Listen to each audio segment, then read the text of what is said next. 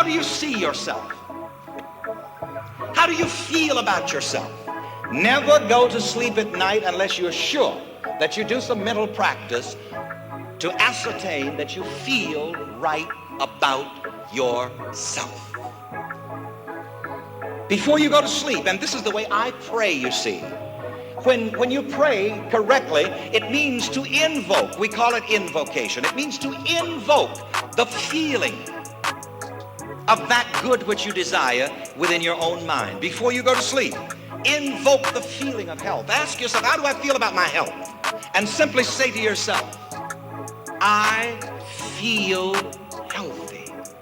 Even if you have a terrific headache, leave that conscious area of mind and go to the transliminal area of mind, to that place where God dwells in you, because at that place there is no sickness.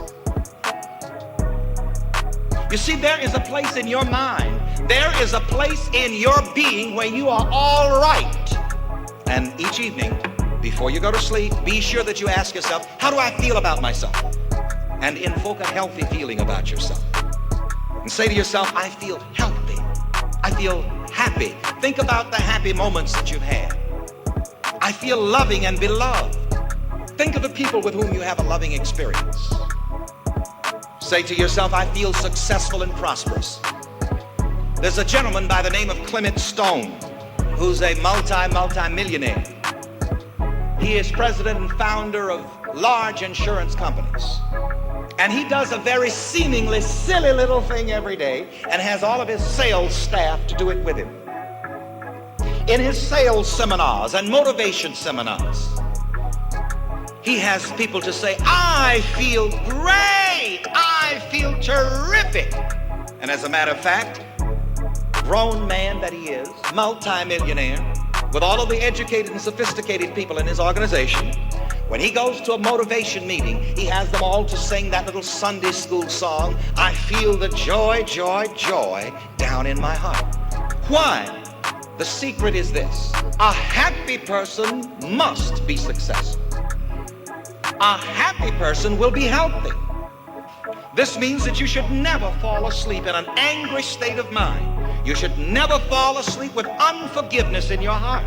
You should never fall asleep feeling discouraged. I said, when you sleep on two beds. You don't sleep on one bed. You sleep on that physical bed that you lie down on. And you also sleep on a mental bed, a psychological bed. And before you go to sleep, you should prepare your psychological bed. You should prepare your emotional bed. Because you see, while you are sleeping, the feelings, the thoughts, the moods and attitudes which are impressed upon your subconscious mind are free in the universal subconscious to go out and to contact all of those people that match your moods. Go to sleep angry, you are asking to meet people the next day that are going to try to do you a dirty deal. Because all of that anger is loose in the universal subconscious and will draw to you that which is like unto your thoughts, moods, and attitudes. So clear your mind, feel right with yourself, be right with yourself before you fall asleep. The next little technique that I'm going to give you is a technique for waking up in the morning. When I wake up in the morning, the first thing that I do is push myself up in bed and I begin to speak my word to bless the day ahead of me. And it is a good thing to watch your words. Never say anything that you don't want to experience. Like, for example, I've taught people how to have a good relationship with money. Last Friday night at the church in New York, I spoke from the subject, the romance of money. Because, you know, money has ears. I found out some things about money that most people don't know. And I'll tell you something else I found out about money. Money is a woman. Not only is money a woman, money is a high-class lady.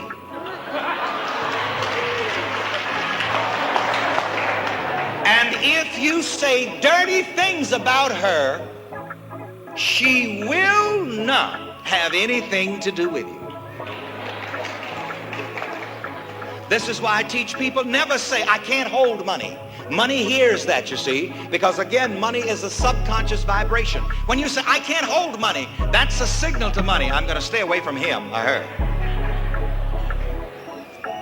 And then if for some reason or the other you have a religious belief that money is dirty, money is filthy, that money is evil, money stays away from you because money is insulted about what you think about her. The other day, my editorial department sent me a very choice quotation, an old Irish proverb, which says thus: money hath sworn an oath that nobody who did not love her would ever have her. So be careful what you say. The words that go forth out of your mouth affect your circumstances and your conditions. Now, I must rush along and come to a close here. For a moment, I want to mention self-motivation. Now, what does self-motivation mean? Self-motivation means self-moving. Say that with me, self-moving. Come on, self-moving. Make some kind of a moving movement so that you feel it. Come on, self-moving. And a person who is self-motivated is a self-mover.